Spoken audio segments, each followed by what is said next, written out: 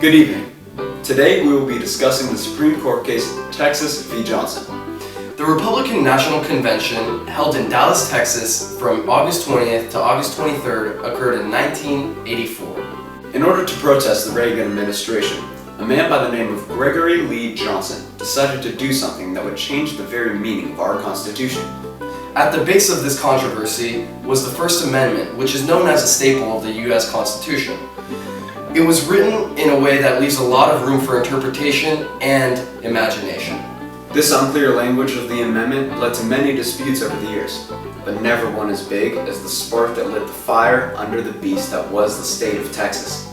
Being a member of the Revolutionary Communist Party of the United States, Mr. Johnson was very disappointed and furious at Reagan's policies, who was the president at the time.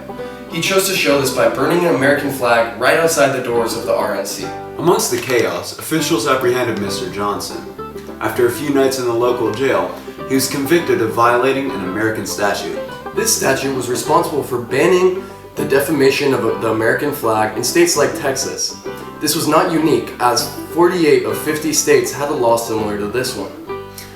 Being a knowledgeable member of society and politics, Mr. Johnson knew his rights. Because of this, he felt more than comfortable enough to challenge the legality of the outcome of his court case. With his attorneys David D. Colt and William Kunstler, he appealed straight to the Supreme Court. Agreeing to hear his case, the Supreme Court called in Mr. Johnson. The Supreme Court justices among this case were Rehnquist, Kennedy, Blackmun, Brennan, Stevens, Marshall, White, O'Connor, and Scalia. The decision was finally finalized on June 21st, 1989, with a 5-4 vote in Johnson's favor. The Supreme Court ruled that the burning of the United States flag is a protected form of speech under the First Amendment. A concurring opinion came from Justice Kennedy, who stated that the flag protects those who hold it in contempt. Dissenting opinions came from Justice Rehnquist, who stated that the flag represents a nation and it shouldn't be disrespected.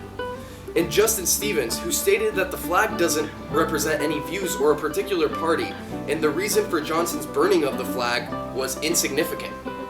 This could be considered a civil liberties case because it was all about gaining freedoms as an individual. It without a doubt illustrated a liberal interpretation of our Constitution. This can be derived from the fact that Mr. Johnson didn't actually say anything, and his freedom of speech is what protected him. Instead, it was his expression that got him into trouble.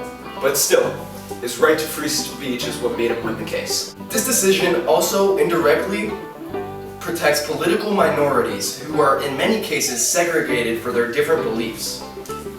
This demonstrates a right to fight for what we think. Say it with me.